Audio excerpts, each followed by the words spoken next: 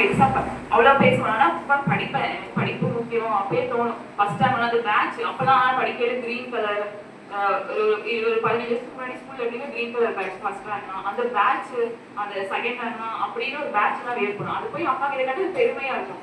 So அதுக்காகவே படிப்போம். அந்த மாதிரி போட்டி போடாங்க அவங்க எப்படி. ஆனா அது படிப்புல போட்டிக்காங்க, மித்த விஷயத்துல போட்டிக்காங்க. படிப்புல ஓகே எங்களை விட நம்ம நல்லா படிக்கணும் அப்படின்னு நினைச்சுக்கோங்க. மற்றவங்களை கம்பேர் பண்ணிக்காதீங்க. இவ்வளவு மார்க் வாங்கியிருக்காங்களே நம்மளால வாங்க முடியல அப்பெல்லாம் கம்பேரே பண்ணாதீங்க. லைஃப்ல எவ்வளவு கம்மியானாலும் யாரா இருந்தாலும் இன்னைக்கு பெரிய பெரிய ஆளுங்க உள்ளவங்கலாம் நல்லா படிச்சவங்களும் இருக்காங்க, படிக்காதவங்க இருக்காங்க. ஆனா படிப்புங்கிறது மஸ்ட்.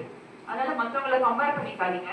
உங்களுக்குள்ளேயே நீங்க நம்மளால இது முடியும், நம்மளால இந்த விஷயம் செய்ய முடியும் அப்படின்னு நல்ல நல்ல விஷயங்களும் மனசுல பதிவெடுத்துங்க.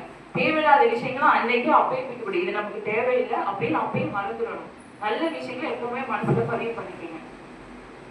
வேற உங்களுக்கு வேற ஏதாவது எதுவும் வேணும்னா சொல்லுங்க, நான் பேசுறேன்.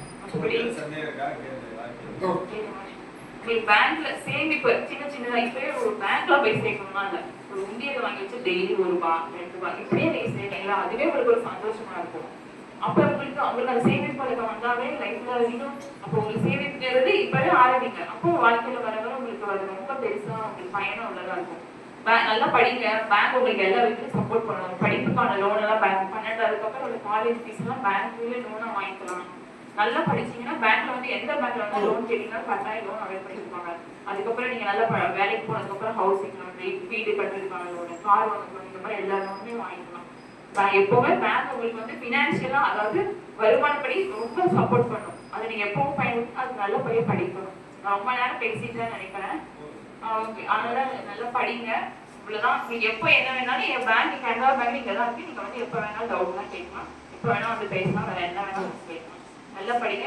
நீங்களும் இன்னொரு ஸ்கூல்ல இந்த மாதிரி என்ன மாதிரி சீஃப் கெஸ்டா போகணும்னு எல்லாருக்கும் நான் வாழ்த்து சொல்றேன். இந்த பேசுற வாய்ப்பு கொடுத்த உங்க அனைவருக்கும் உங்களுக்கு ரொம்ப ரொம்ப நன்றி.